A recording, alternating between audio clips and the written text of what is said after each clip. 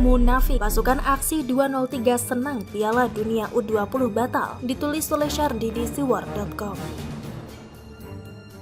Sebelum kita lanjut, jangan lupa subscribe dan nyalakan loncengnya agar Anda menjadi yang pertama mendapatkan informasi dari jurnal terupdate. Siapa yang paling senang dengan dibatalkannya Indonesia sebagai tuan rumah Piala Dunia U20? Yang paling senang sudah pasti adalah kelompok PA212 dan komplotannya, termasuk kelompok yang ikut aksi 203 lalu. Saat tahu soal pembatalan tersebut, korlap aksi 203 Husein senang dan bisa bernapas lega karena penyelenggaraan Piala Dunia U20 dibatalkan. Alhamdulillah, kami bersyukur Piala Dunia U20 di Indonesia dibatalkan secara resmi oleh FIFA, katanya. Sebenarnya jujur, yang kita tolak bukan Piala Dunia U20-nya yang saat ini Indonesia selaku tuan rumah. Karena dari segi ekonomi dan posisi Indonesia di mata dunia serta lainnya, itu sangat menguntungkan, katanya. Dengan pembatalan ini, maka secara otomatis kita hentikan semua tuntutan kita. Sekali lagi kita bersyukur. Alhamdulillah, ini semua adalah berkah, anugerah, dan pertolongan dari Allah, kata dia. Mereka lah yang paling senang dengan penderitaan orang lain. Mereka senang karena ngotot memaksakan sudut pandang mereka ke orang lain. Mereka terlalu egois, tidak peduli dari kacamata pemain sepak bola, pelatih, official, dan stakeholder yang terlibat. Mereka kehilangan mimpi bertanding. Mereka kehilangan pekerjaan, bisnis UMKM, dan pariwisata juga kehilangan potensi keuntungan. Dan di sisi lain, para komplotan munafik ini tertawa dan senang.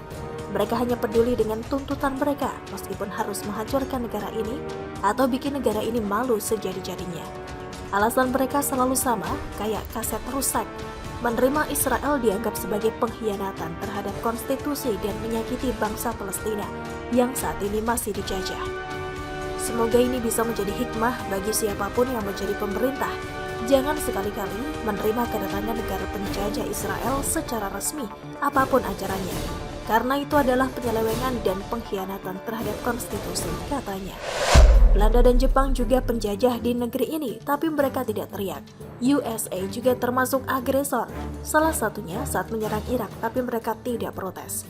Mereka sok berjuang menegakkan konstitusi, padahal mereka tukang bikin gaduh, benci pemerintah, dan tidak peduli dengan konstitusi. Bahkan, sebagian mau ubah ideologi yang artinya pengkhianatan terhadap konstitusi. Pancasila mungkin tidak mereka pedulikan, tapi saat bahas Israel dan bela Palestina, mereka berubah jadi paling Pancasilais. Ini standar ganda, muka tembok gak tahu malu. Palestina pun takkan berupaya mati-matian mendukung dengan cara segila ini. Akibat bela Palestina, Indonesia batal jadi tuan rumah. Apakah Palestina akan ikut solidaritas dan tidak mau ikut pertandingan yang diadakan FIFA? Pasti tidak mau. Palestina tinggal ngomong, lah siapa yang minta kalian bela kami? Membela membabi buta dengan mengacak-ngacak negara ini. Negara ditelanjangi dan dilangkahi kayak gak ada harganya. Mimpi pemain timnas dihancurkan. Mereka tidak peduli karena mereka hanya peduli pada diri sendiri. Itulah munafiknya mereka. Di tempat lain Israel santai-santai saja. Tuan rumah dipindah ke negara lain, Israel tetap bisa main. Israel tertawa, Indonesia berduka dan menangis. Palestina cuma mengucapkan thank you Indonesia. Habis itu ya udah. Pasukan kadrun sampah membela membabi buta. Imbal balik cuma sedikit. Mereka kayak lebih cinta Palestina ketimbang negara sendiri. Mereka berani mempermalukan negara ini demi Palestina. Mereka berani menumbalkan orang lain demi satu negara. Saya selalu bilang berkali-kali, kekecewaan terbesar saya terhadap Jokowi adalah dia kurang tegas dan keras terhadap kelompok intoleran. Mereka yang keras menolak kedatangan Israel bahkan sampai ancam-ancam kerahkan massa kepung bandara adalah orang yang sama yang selama ini bikin gaduh lewat politik identitas dan politisasi agama. Sampai detik ini pun mereka dibiarkan seolah bukan sesuatu yang berbahaya. Akibatnya inilah yang kita petik. Negara dipermalukan. Kalau mau negara ini maju tanpa direcoki melulu, mereka harus diberantas. Tapi negara selalu kalah karena terlalu penakut. Terlalu bernyali tipis sehingga segan dan banyak pertimbangan. Berkali-kali mereka menampar negara, tapi tetap saja dibiarkan apa adanya. Kepada pemerintah, ini baru permulaan. Ini cuma teaser dari apa yang bisa mereka lakukan jika makin kuat. Bisa-bisa negara ini jadi rusak atau mirip kapal pecah. Bagaimana menurut Anda? Erik sebut keamanan jadi penyebab batalnya Pildun U20 di Indonesia. Ditulis oleh Nikmatul Sugiarto di siwar.com. Sebelum kita lanjut, jangan lupa subscribe dan nyalakan loncengnya agar Anda menjadi yang pertama mendapatkan informasi dari jurnal terupdate. Negara kita adalah negara demokrasi. Pantas hal kecil membutuhkan musyawarah. Tetapi jangan lupa untuk saling menghargai pendapat satu sama lain. Sulit memang, apalagi pendapatnya bertentangan dengan kita. Tapi harus tetap dilakukan demi hidup berbangsa dan bernegara di Indonesia. Berhari-hari ini Piala Dunia U20 dan polemiknya berhasil menyita atensi publik. Cerita tentang batalnya Indonesia menjadi tuan rumah pertandingan sepak bola kelas internasional itu masih bergulir hingga detik ini. Apalagi pasca FIFA mengeluarkan rilis tentang Piala Dunia U20 yang tidak jadi diselenggarakan di Indonesia, semua chaos. Masyarakat saling menyalahkan, emosi meluap-luap. Padahal alasan di sana sudah disebutkan perihal kanjuruhan yang menjadi alasan utama di balik pembatalan tersebut. Tapi banyak oknum yang menggunakan kabar itu demi kepentingan golongan mereka masing-masing. Hingga sebagian besar masyarakat ikut terprovokasi, tapi terkecuali para pemain timnas juga ikut tersulut emosinya. Itu hal yang wajar dan lumrah terjadi, karena itulah bentuk ekspresi dan reaksi mereka sekaligus pelampiasan dari rasa kecewa tadi. Di waktu seperti ini, kepala panas tidak mudah didinginkan. Semua penjelasan masih mental, hingga datang jawaban dari Erick Thohir sebagai ketua PSSI yang diutus Presiden Joko Widodo untuk melakukan lobbying terhadap FIFA. Dalam penuturannya, Erick membeberkan apa penyebab utama FIFA membatalkan Indonesia sebagai tuan rumah Pildun U20 itu. Erick memaparkan pernyataan resmi FIFA dalam laman ofisialnya. Ia menyebut pasca kejadian Kanjuruhan, FIFA ingin tahu bagaimana perkembangan evaluasi yang dilakukan PSSI terhadap standarisasi stadion dari masalah keamanan. Inspeksi stadion sendiri sudah dilakukan selama seminggu terhitung dari 21 sampai 27 Maret. Penilaian verifikasi lapangan yang dilakukan FIFA tersebut memang bersifat tertutup. Namun kawan, setelah adanya penilaian yang dilakukan sebelum laga tersebut, FIFA memutuskan untuk membatalkan status tuan rumah Indonesia dalam Pildun U20 dengan alasan utamanya tragedi Kanjuruhan. Artinya, hasil verifikasi FIFA menunjukkan bahwa stadion di negara kita belum memenuhi standar FIFA.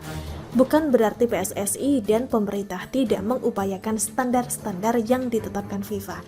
Tapi soal keamanan sendiri, stadion masih banyak kekurangan. Ya, bisa dilihat dari kejadian Kanjuruhan, banyak hal di sana yang luput diperhatikan oleh Ketua PSSI lama, Muhammad Iryawan atau Iwan Bule. Dengan begitu, Erick menjelaskan dengan tegas bahwa faktor utama yang menyebabkan pembatalan status Indonesia sebagai tuan rumah Indonesia bukan soal penolakan Israel, melainkan karena keamanan. Pertimbangan FIFA begitu mendasar, bagaimana penonton menjadi prioritas utama baik dalam keselamatan dan keamanannya di luar maupun di dalam stadion. FIFA ingin menjamin para penonton ini dari datang hingga pulangnya mereka ke rumah selamat. Itu yang membuat Erick sedih karena PSSI belum bisa mewujudkan stadion dengan standarisasi FIFA secara keseluruhan. Tapi kenapa sampai sekarang provokator masih berseliweran isu penolakan Israel yang menjadi alasan utama pembatalan Pildun U20 di Indonesia? Bahkan tidak sedikit dari mereka membicarakan tentang mimpi anak bangsa. Ya, itulah barisan provokator yang ingin memperkeruh suasana. Jangan terpengaruh cuitan oknum-oknum seperti itu kawan. Kesedihan Erick Thohir murni karena belum berhasilnya PSSI untuk menembus standarisasi FIFA tentang keamanan selama pertandingan. Lantas dengan begitu, apa mimpi anak bangsa harus terkubur?